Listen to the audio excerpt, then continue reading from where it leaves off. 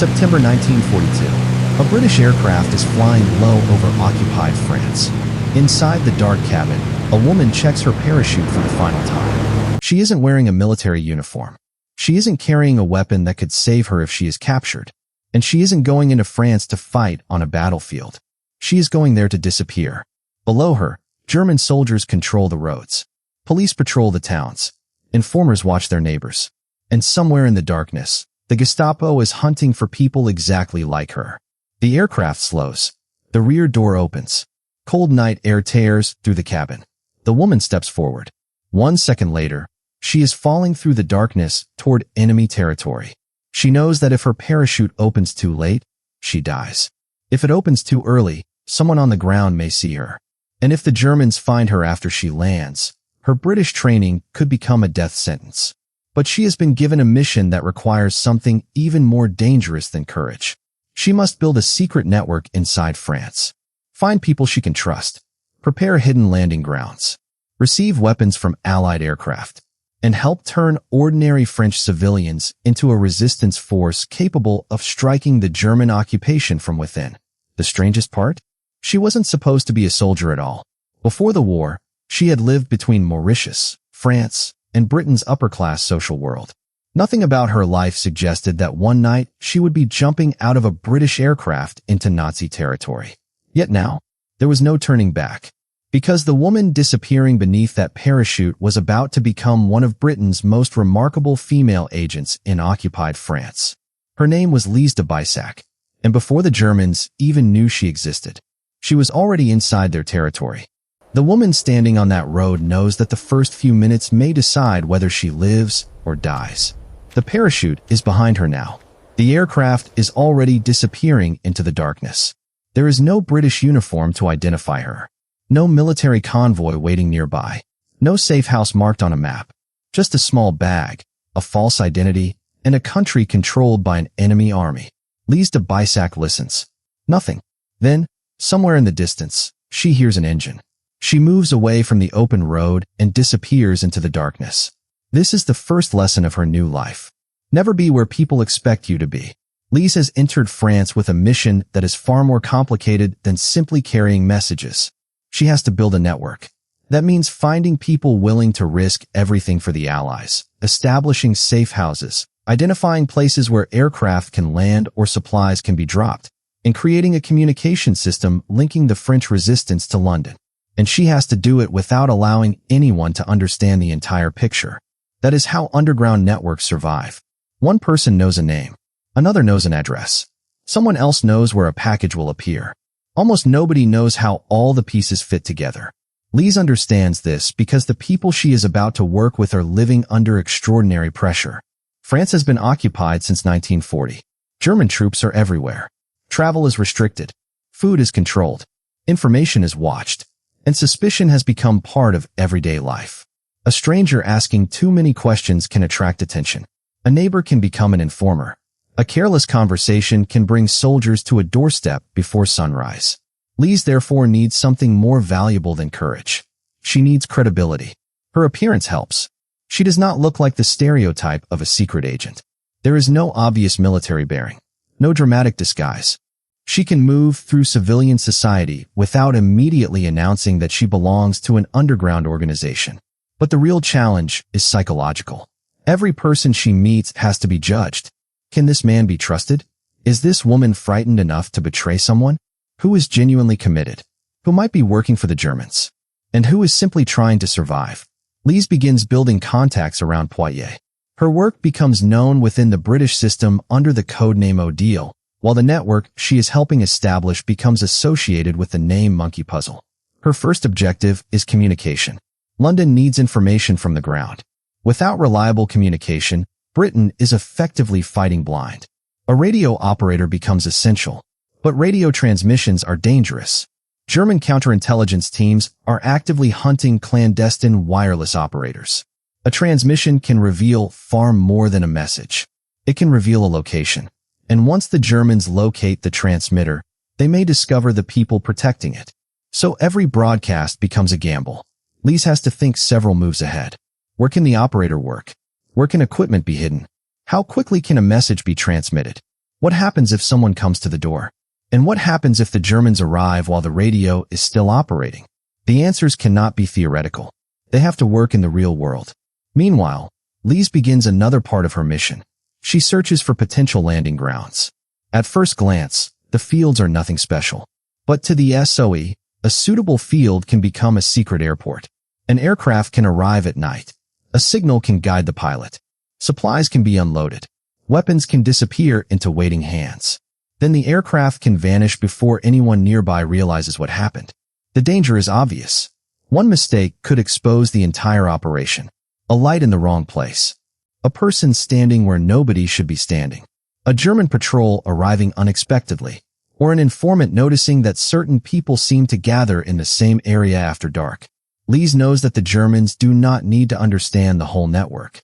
They only need one thread. And if they pull hard enough, the rest could unravel. Yet the operation continues. She finds people. She establishes contacts. She creates the beginnings of a network that can receive British support. And then comes the moment when preparation has to become action. A British aircraft is expected. The drop has been arranged. Somewhere in France, people are waiting in the darkness for supplies from an invisible ally across the English Channel. Lise knows what those supplies mean. Weapons, equipment, the ability for French resistance groups to do more than hide. She waits. The countryside is almost completely silent. Then a faint sound reaches her through the night. At first it could be anything. Wind, a distant vehicle, an animal. Then it grows louder. An aircraft.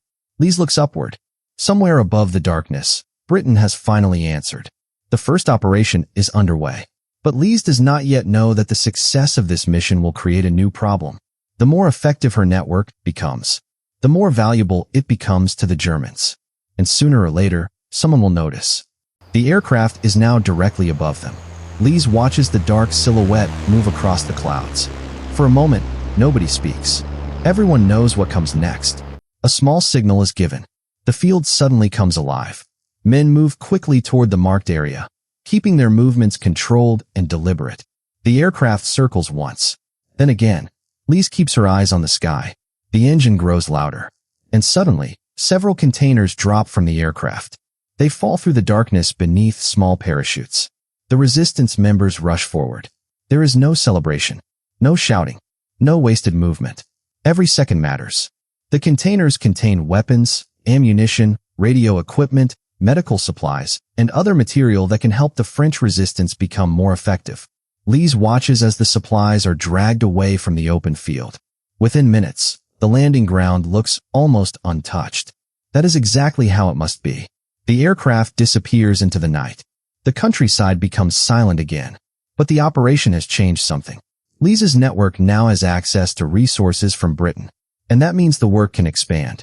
Over the following weeks, she becomes increasingly involved in organizing the network around Poitiers. She does not simply pass messages from one person to another. She helps connect different parts of the underground operation. Safe houses, couriers, radio operators, resistance contacts, potential landing grounds.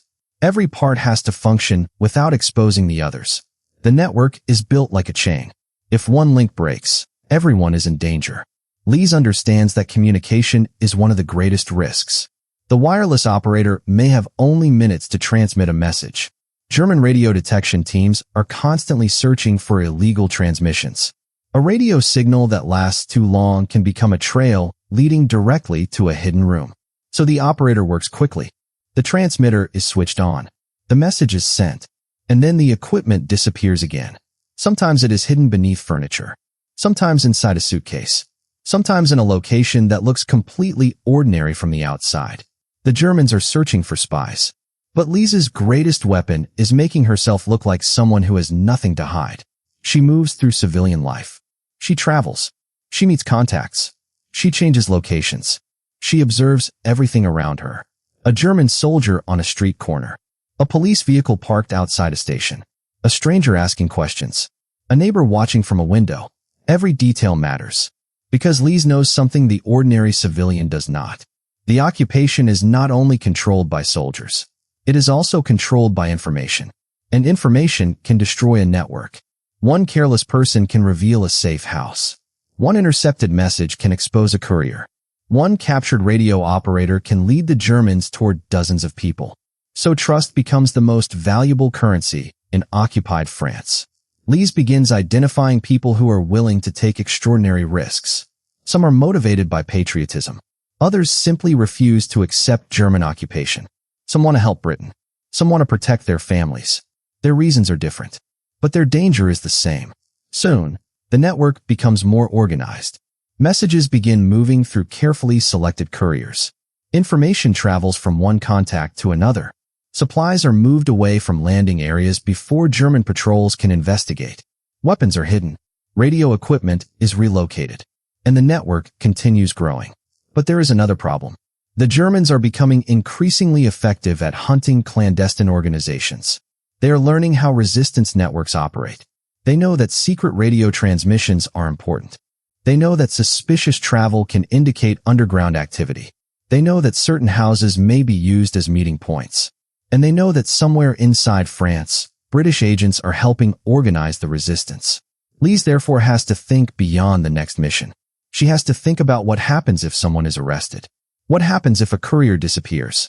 What happens if a safe house is compromised? What happens if the radio operator is caught? The answer is always the same. The network must survive even when one person is lost. That means creating alternatives, different routes, different meeting places, different contacts, different ways to move information. It is slow work, but it is working. Then, another opportunity appears. A new group of resistance contacts is ready to cooperate. Lise meets them discreetly. There are no uniforms, no official ceremony, just ordinary people sitting around a table while German soldiers control the streets outside. They discuss routes, contacts, equipment, and the possibility of future Allied operations. Everyone understands the danger, but they also understand what their work could eventually become. A coordinated resistance force operating behind enemy lines. For Lise, this is the real purpose of the mission. Not simply surviving occupied France.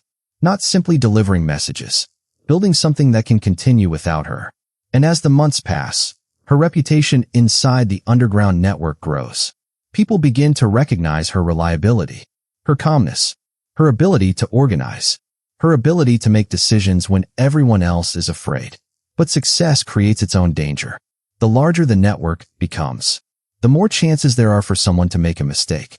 And somewhere inside occupied France, German counterintelligence officers are beginning to notice unusual activity. They do not know Lise's name yet. They do not know exactly where she is. But they know something is happening.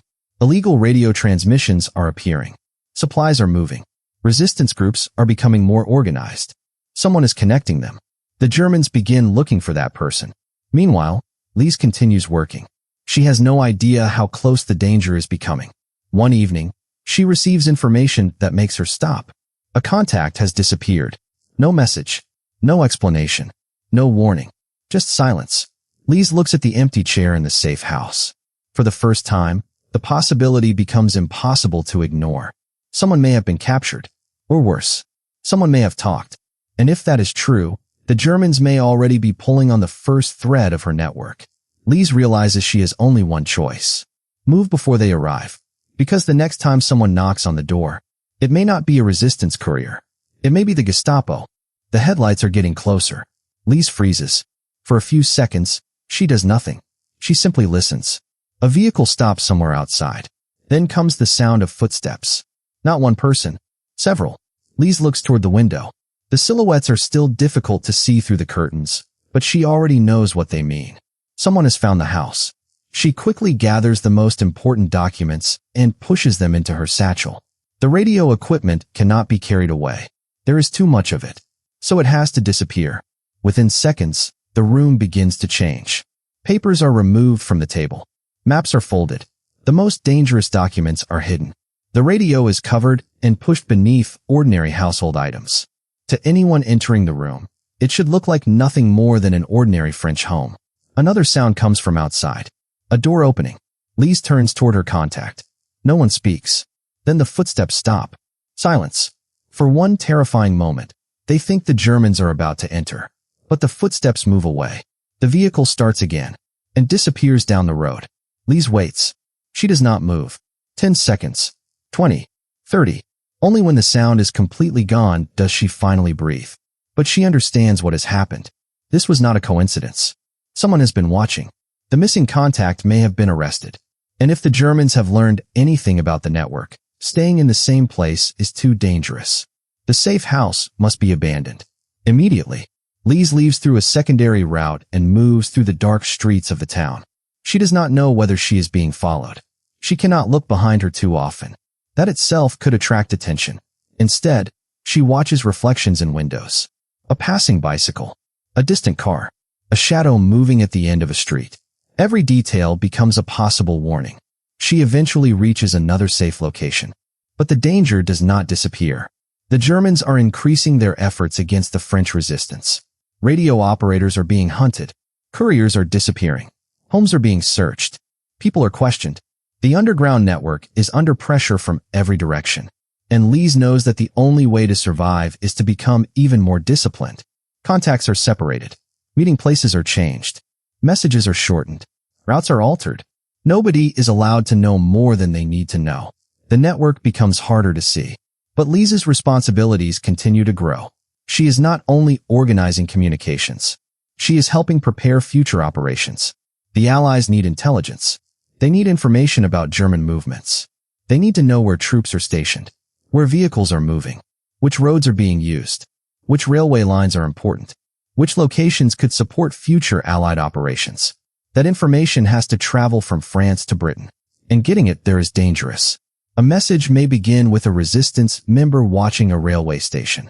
That person passes the information to a courier. The courier takes it to another contact.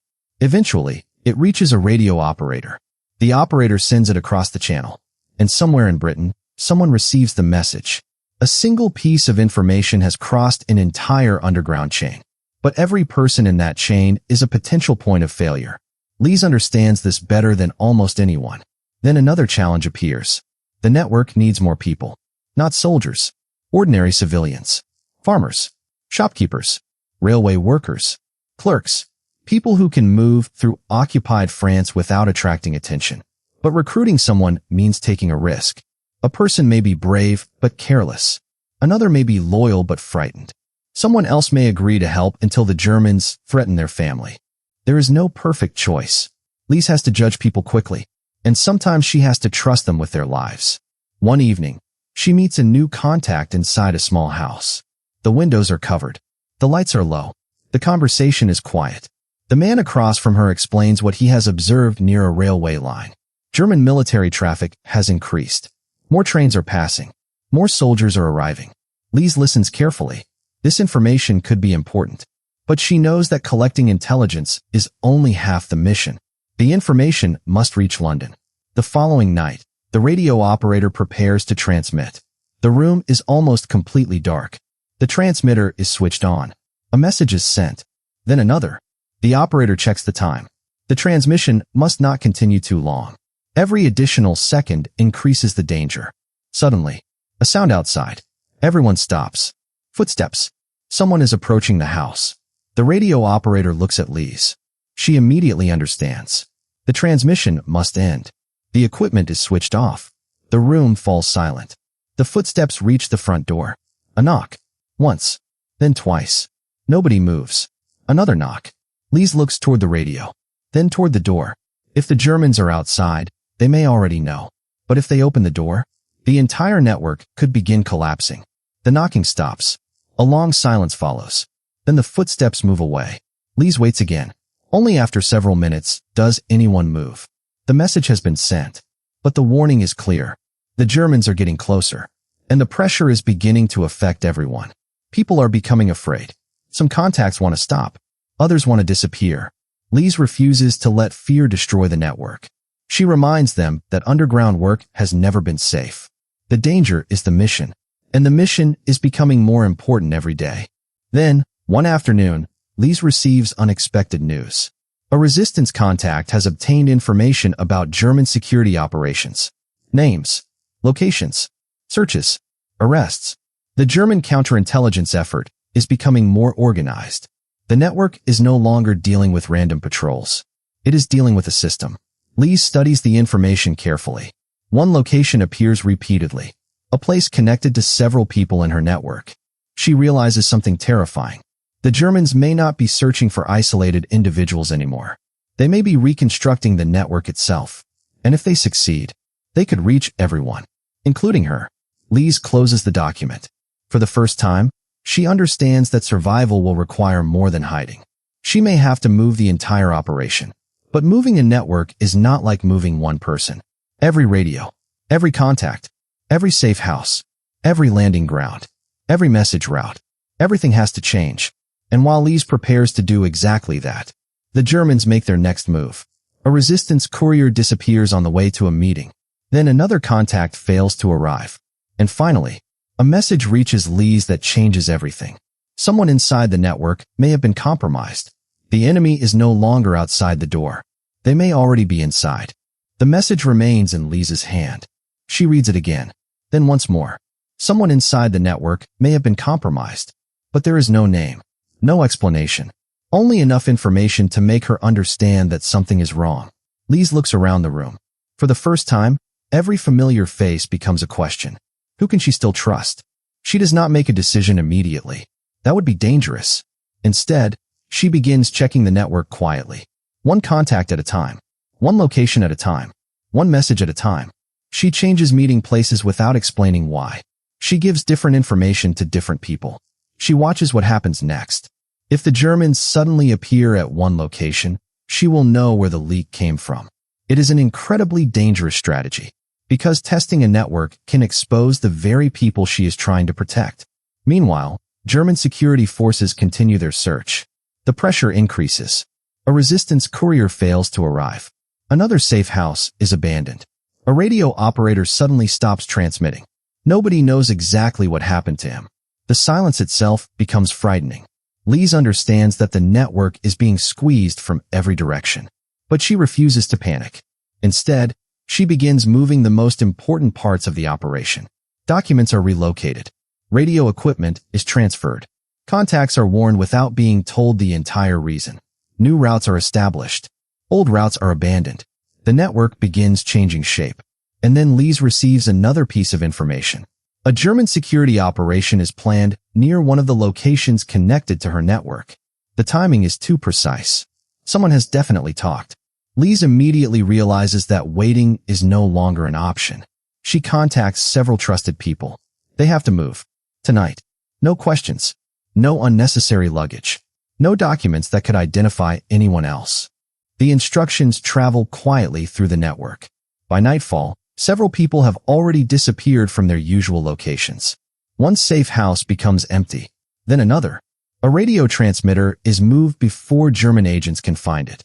A courier changes his route.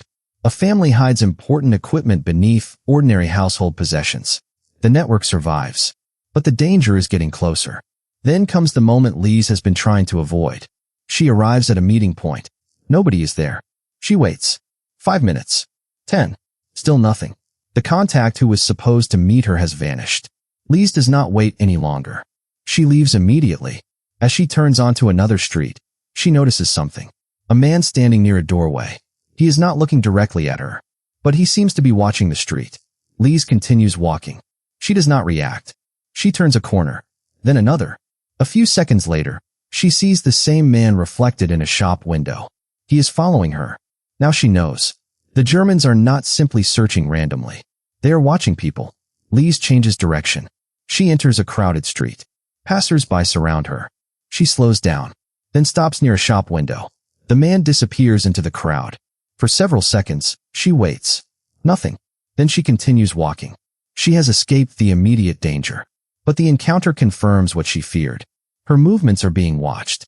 Lise knows she cannot remain in the same area much longer. She needs to disappear. But leaving France is not an option. The network still needs her. So she does something even more dangerous. She changes her identity. New papers. New clothes. A different routine. Different places to sleep. Different people to contact. She becomes almost impossible to predict. Meanwhile, the resistance continues gathering intelligence. Railway movements are reported. German positions are observed. Military traffic is tracked. And the information continues reaching Britain. The network may be wounded, but it is still functioning. That matters, Because Britain is preparing for a much larger struggle. The Allies need people inside occupied Europe who can provide information and support future operations. And Lise's network is becoming increasingly valuable. But there is a price. The more useful the network becomes, the more aggressively the Germans hunt it. Then, one evening, Lise receives news that changes the situation again. A trusted contact has been arrested. This time there is no uncertainty. The Germans have someone. And that person knows names. Maybe addresses. Maybe meeting places. Maybe even the structure of the network. Lise immediately understands what could happen next. Arrests could spread across France. Safe houses could be discovered. Radio operators could be captured. The entire organization could collapse. She gathers the people she still trusts. There is no time for long explanations. They must assume the worst. Every compromised location is abandoned. Every vulnerable contact is warned. Every important document is destroyed or moved. And then Lise makes the decision that may save the network. She divides it. Instead of one large structure, she creates smaller independent groups. If one group is discovered, the others can continue. If one courier is captured, another route remains. If one radio operator disappears, another can take over. The network becomes harder to destroy, but it also becomes harder to control. Lise accepts the risk. Because there is no perfect solution, only survival. For several weeks, the strategy works. The Germans make arrests. But the entire network does not collapse. Messages continue. Information continues. Supplies continue moving. And Lise continues operating. Then, in the distance, something begins to change. The war is entering a new phase. Allied forces are preparing for a future return to the European continent. The resistance will soon be asked to do more than gather information. They will need to disrupt German movements, destroy communications, support Allied advances, and prepare the ground for liberation. Lise's work is becoming more important than ever. But she still has one problem. The Germans have not stopped looking for her. And somewhere inside the occupied territory, someone still knows enough to put her life in danger. Lise receives a final message. Only a few words. A warning. They know about you. She looks at the message, then slowly folds it. There is fear in the room. But Lise remains calm, because she has already survived the first attempt to destroy her network. Now the enemy knows she exists. And the next phase will be even more dangerous. The hunt for Lise de Baissac has begun. The message is folded inside Lise's hand. They know about you. For most people, those 4 words would mean one thing. Run. But Lise knows that running without a plan could expose everyone around her. So she does something different. She disappears without disappearing. Her name stops appearing in messages. Her usual meeting places are abandoned. The people who know her movements are reduced to only a handful. For several days, she changes where she sleeps. One night, she stays in a small apartment. The next, in a farmhouse outside town. Then she moves again. She never follows the same route twice. And she never carries anything that could connect her to the entire network. The Germans are searching for a British agent, but they do not yet know exactly where she is. That uncertainty becomes Lise's greatest protection. Meanwhile, the resistance continues working. Messages still have to reach Britain. Intelligence still has to be collected. Supplies still have to be distributed. Lise refuses to let the German search stop the operation. But she understands that every movement now carries greater risk. One afternoon, she receives information about increased German activity near several railway stations. Troop movements are being observed. Military trains are arriving. Vehicles are moving toward the coast. The information could be extremely valuable to Britain, but sending it is dangerous. The nearest radio operator has already changed locations twice. The message must reach him without attracting attention. Lise chooses a courier, a quiet young man who looks completely ordinary. He receives the information. No unnecessary explanation. No full picture. Just the message he needs to deliver. He leaves. Lise watches him disappear into the street. She never sees him again. Hours pass. Then a day. No message. No confirmation. Nothing. Lise knows what silence can mean. The courier may have been delayed. He may have been arrested. Or he may have decided that the danger was too great. She cannot assume anything. So she prepares another route. This is how underground warfare works. You plan for failure before failure happens. Eventually, the information reaches the radio operator. That night, the transmitter comes alive. The message travels across the channel. British intelligence receives the report. The network is still functioning. But Lise's personal situation is becoming more dangerous. German security officers begin questioning people connected to suspected resistance activity. Some are released. Others disappear. Rumors spread through the towns. People whisper about arrests, about interrogations, about agents who have vanished overnight. Fear begins spreading faster than information. Lise knows fear can destroy a network just as effectively as betrayal. So she keeps the remaining contacts focused. Do not gather in groups. Do not ask unnecessary questions. Do not carry information you do not need. And above all, do not panic. Then something unexpected happens. A message arrives from London. The British want Lise to expand the network. More radio communication. More intelligence. More preparations for future Allied operations. The mission has become larger. But so has the danger. Lise now has to operate while knowing that the Germans are actively searching for her. She accepts the responsibility because she knows what the network can eventually accomplish. Then comes a new assignment. A secret landing operation is being considered. An Allied aircraft may soon arrive. The resistance needs to prepare a suitable location. The field must be isolated. The surrounding roads must be watched. Local contacts must be trusted. And the operation must remain invisible until the aircraft is safely gone.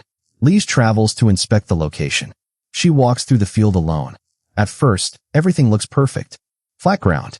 Few buildings. A clear approach from the sky. But then she notices something. A road nearby. Too close. German patrols could reach the area quickly.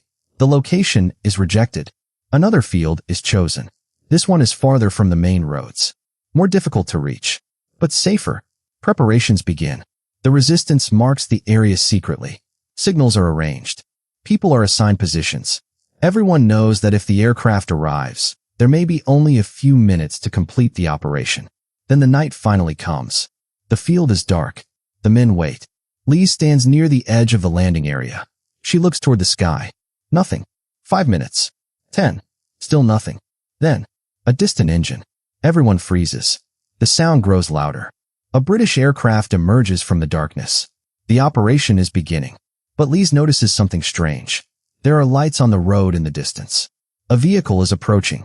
Nobody was supposed to be there. The aircraft is already descending. The resistance members look at Lise. She has seconds to decide. Continue. Or abort the entire operation. She looks toward the approaching headlights. Then toward the aircraft. And makes her decision. The signal changes. The aircraft begins to climb. The operation is cancelled. The supplies will not be delivered tonight. The vehicle continues past the field. Only after it disappears does everyone breathe again. Lise has just sacrificed an important operation to protect the network. And she knows she made the right choice. But the incident leaves her with a disturbing question. Was that vehicle simply passing by? Or did someone know the operation was happening? There is no answer. Not yet. Then, days later, another message arrives. A contact has been arrested. And this time, the Germans have recovered documents. The hunt has entered a new stage. Lise realizes that the enemy may now have enough information to identify parts of her network. She cannot stay in France indefinitely, but leaving would mean abandoning the people who depend on her. So she makes a decision that will change the course of her mission. She will remain. She will continue operating. And she will make the Germans work for every piece of information they get. Because the woman they are hunting is not going to disappear from the fight. Not yet. But somewhere in occupied France. The net is tightening. And this time, it is getting dangerously close. The net is tightening. Lise knows it. The arrests are no longer isolated incidents. The Germans are collecting pieces of information, connecting names, locations, and movements. But the resistance network has survived. And now, something much larger is approaching. The Allies are preparing for the liberation of Europe. For people like Lise, that means the mission is changing. They are no longer simply trying to survive the occupation. They are preparing for the moment when the war finally comes back to France. That preparation begins with information. Every German railway movement matters. Every military convoy matters. Every communication line matters. Every piece of information sent to Britain could help the Allies understand what is happening behind enemy lines. Lise pushes her network harder. She asks contacts to observe German movements. Railway workers quietly report troop trains. Farmers report military vehicles passing through rural roads. Resistance couriers carry information between towns. Radio operators transmit the reports to Britain. The network is becoming a living intelligence system. But the Germans are becoming more aggressive too. Security patrols increase. Roads are watched. Identity checks become more frequent. And the slightest mistake can expose an entire group. Lise changes her routine again. She moves between safe houses. She avoids predictable schedules. She rarely stays anywhere for long. But she refuses to leave France. Then comes the news everyone has been waiting for. The Allies are preparing for the invasion of Western Europe. The exact date is unknown to most people. But Lise understands what it means. The resistance will soon have a role far larger than intelligence gathering. When the Allied armies arrive, the French resistance will need to disrupt German movements. Railways will have to be interrupted. Communications will have to be disrupted. German units will need to be slowed. Every hour could matter. Lise begins preparing her contacts. Messages move through the network. Instructions are passed quietly. People who have spent years hiding are suddenly preparing to act. But there is one enormous problem. The Germans are expecting resistance activity. They know something is coming. And they are watching the people they already suspect. Lise receives another warning. A German security unit has been asking questions about her network. She understands the danger immediately. The invasion cannot be allowed to expose the entire organization before the Allies even arrive. So she becomes more careful than ever. No unnecessary meetings. No large gatherings. No predictable routes. Every contact receives only the information they need. Then, one night, Lise hears something she has been waiting for. Aircraft. But this time, the sound is different. There are more of them. Far more. The sky seems to vibrate with engines.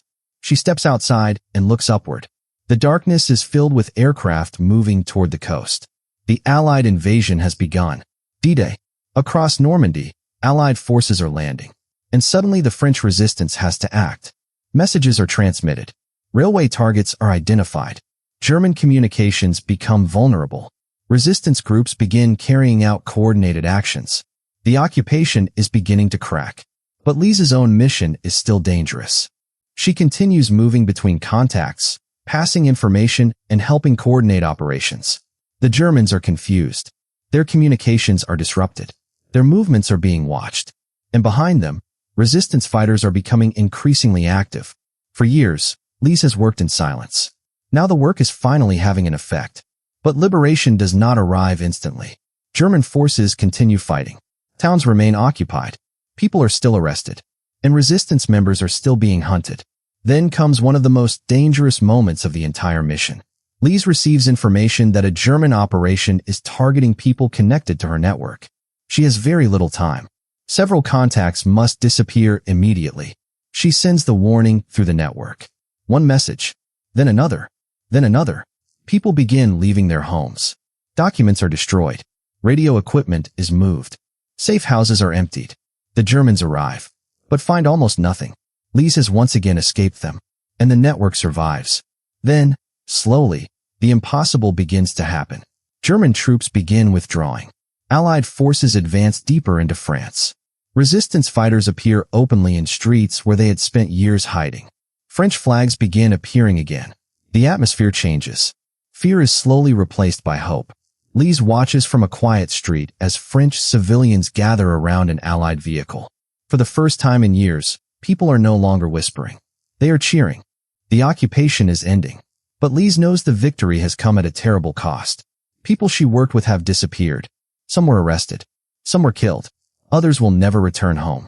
She thinks about the night she first parachuted into France. The darkness, the fear, the unknown. It feels like another lifetime.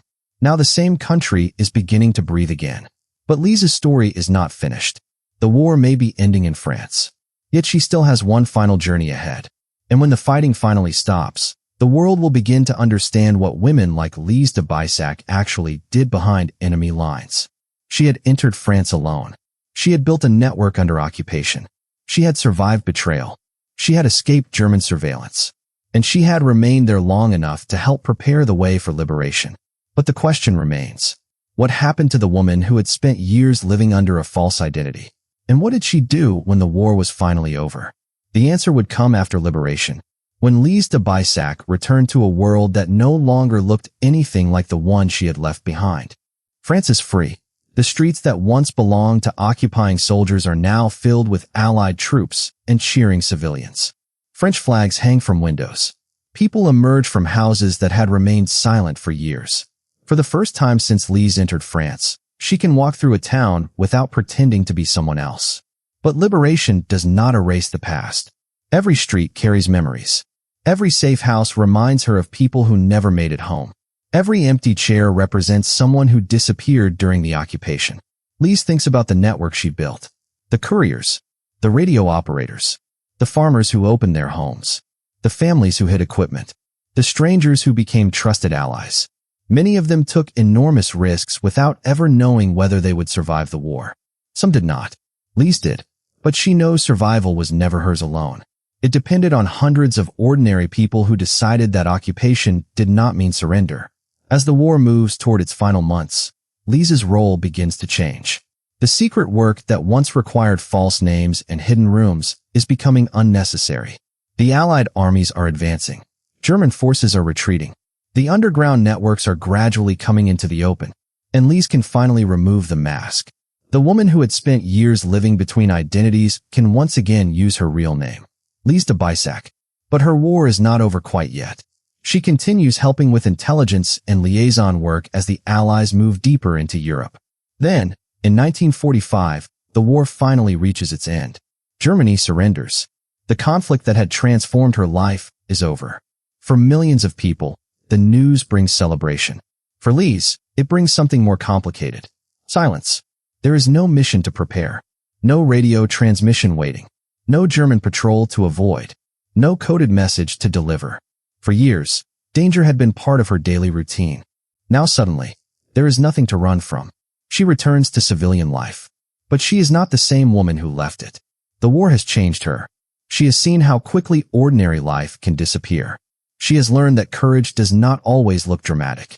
Sometimes courage is simply getting up the next morning and continuing the work. Sometimes it is trusting someone when trust could cost you your life. And sometimes it is knowing when to abandon an operation so that other people can survive. Lise eventually returns to Britain. The world begins rebuilding.